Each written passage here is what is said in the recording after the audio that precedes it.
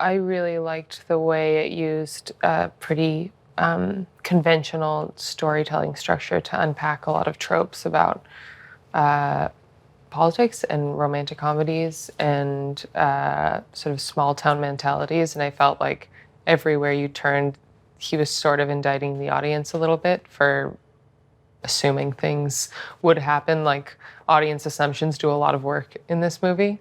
And I just thought it was a really funny, smart way of telling the story. Diana is the daughter of Jack Hastings, which is the small town colonel that Gary, played by Steve Carell, has come to sort of encourage to be the next Democratic candidate for mayor in this very small town that's always had the exact same Republican, I guess, but like just a singular candidate for mayor. And she's just sort of watching her father and her town get overtaken by the ambitions of these people that have nothing to do with her town and really no enduring interest in the town. They're just sort of using it as a symbol for some greater race that they're trying to master. This movie's really clever in the way that it shows how politics are so much about storytelling, which is an idea that I think we all sort of intuitively know, but maybe not the intricacies of it, and seeing how they position an enemy and a hero and what makes a person a hero and what they think the American public needs in this particular hero. I mean, it's really a reductive system, the way that they understand the electorate. And I guess out of necessity, because it's like a mathematical system, so they just create these boxes for people, but it's a very sort of dehumanizing form of storytelling. I think it's relevant now because in the last 10 years, but particularly in the last 3 years, the general population has become so much more invested in politics. And I think we've bought into it as a like carnivalesque sort of storytelling narrative that we're all caught up in. I certainly, growing up, don't remember my parents being involved in politics in the way that it dominates every conversation in our life now. So it feels like a really good opportunity this period in time to discuss the like internal machinations of a campaign and who gets demonized and who gets valorized. The movie begins with this Democratic operative, Steve Carell, who comes to this very small town in Wisconsin to convince this man to run for mayor.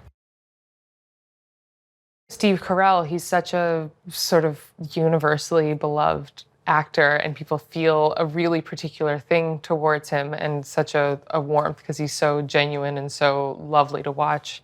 And seeing him play this kind of like cynical, underhanded guy is such a treat to exploit all of the goodwill that he's built up in his career. Byrne is such an amazing actress and such a funny comedian, and the part she's playing, Faith, is it just is one of the great female parts. I think it's so funny and so wonderful, and what she does with it is hilarious.